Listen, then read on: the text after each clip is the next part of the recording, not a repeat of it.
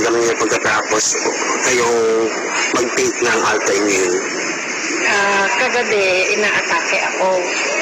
Since ubos na yung oxygen ko, hirap na hirap ako huminga. May kaibigan ako na nagsabi na meron daw product na parang makakatulong. And then, maghapon akong walang gana kumilos. It seems na parang last time ko na.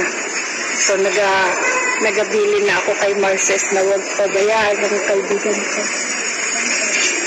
Tapos, dumating yung si Catherine Lina. May dala siyang product. Nakalakad ako mula dun sa pwesto ng kaibigan ko hanggang dito.